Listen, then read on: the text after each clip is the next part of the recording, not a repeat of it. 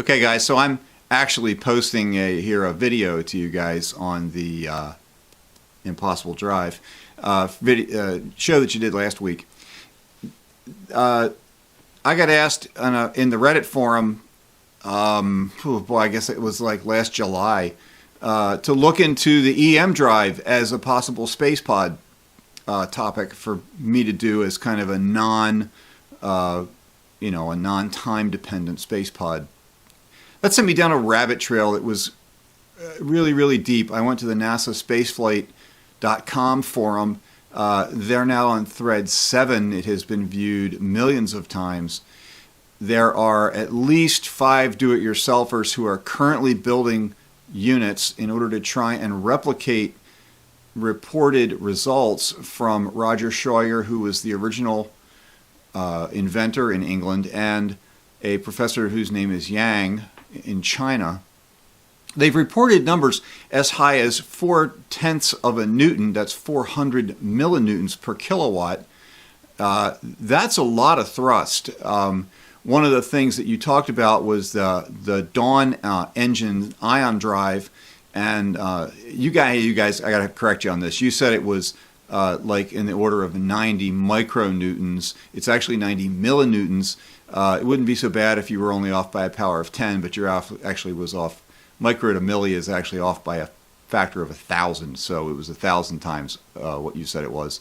For reference, the attitude control thrusters that we generally would put on satellites are 5 newtons. So this would be approximately 1/10 of that, 0.4 newtons to the kilowatt. And it's quite possible on satellites to generate tens of kilowatts of power.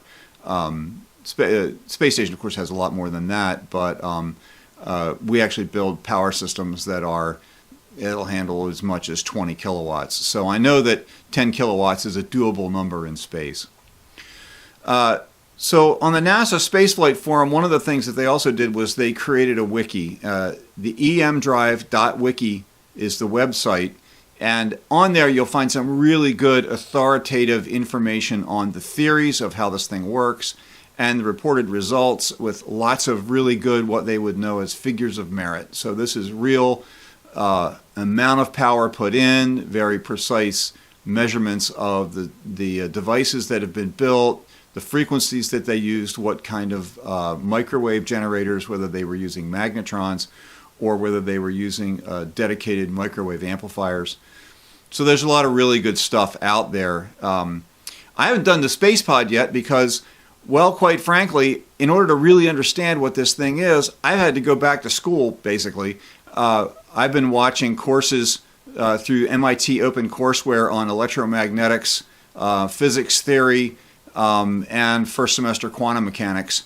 I'm now just starting second semester quantum mechanics, watching all the lectures that they've posted. I highly recommend to you MIT OpenCourseWare, really phenomenal resource there to be able to watch 24 lectures by some of the most excellent people in the world on particular subjects. So anyhow, you're going to have, I think you're going to get to have Dave Distler on next week. He is one of the moderators on the NASA Spaceflight Forum, and also a retired RF and microwave engineer. And so you're going to get some good info out of him, not only on what he's currently doing, but what some of the other builders are doing and what's going on NASA Spaceflight Forum. Okay? See ya. One more thing I almost forgot. I actually have a fairly exhaustive post for this on my WordPress blog spot. That's vaxheadroom.wordpress.com. And it's called RF Drive to the Stars.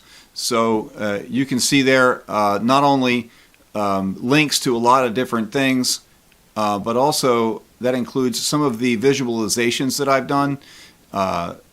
So they're really, some of those are really pretty cool, and hopefully you can use that as a jumping off point for more information. Thanks.